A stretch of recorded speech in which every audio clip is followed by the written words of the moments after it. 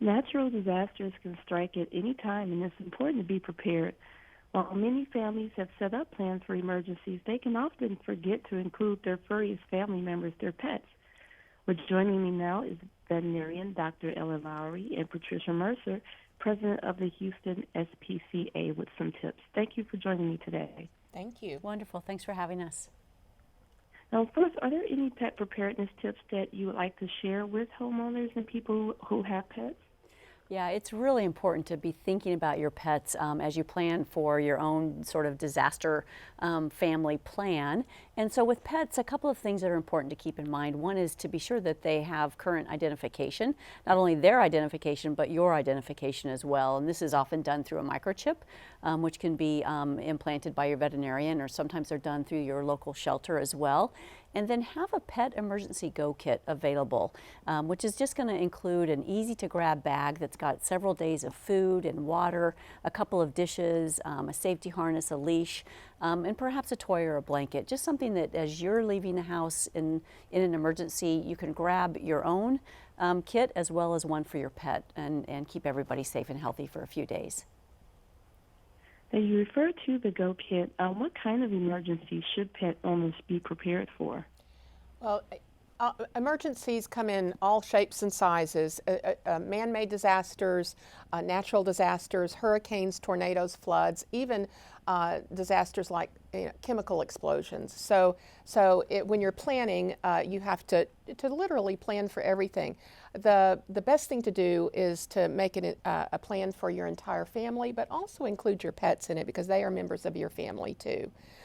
There's opportunity to find more information about how to plan for disasters through your local animal shelters, but also because Hill's Pet Nutrition has taken a big interest in helping communities during times of disaster. They've created a disaster relief network, and you can find more information about that at hillspet.com/pet preparedness, or you can go to the Hills Pet Nutrition Facebook page. Great, thank you for sharing that. Now, what should pet owners do if they become separated from their pets during a national disaster or other emergency? Yeah, you know, it's not unusual for families to become separated, so the pet parent from their pets, especially if they have to leave quickly or if the pet is frightened. And so the best first place to start is your local shelter, because oftentimes if a pet is lost or somebody else finds it, they're going to take it to the local shelter for housing. So be sure to check there. You can also check with your local veterinary clinics. And then having a current photograph of your pet, and most of us have those on our smartphone devices now.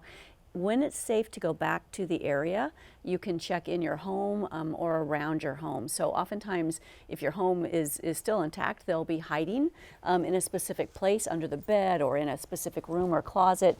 And if they've been lost outside, they might be hiding either near the home or near the previous home, or at a favorite local hangout. For example, if you take your dog to a park routinely, those are the types of things that they're familiar with and where they're likely to go if they're frightened. But again, checking with your local shelter is going to be your first best choice. Those are great tips. And what other last tips of information do you have for pet owners to keep their pets safe this summer? Well, certainly, just always remember that animals are members of your family, and keeping them safe in the summer. Certainly, we need to make sure that animals are never locked in cars. Remember that it's very hot outside. Always remember to make sure that animals have plenty of water and stay hydrated.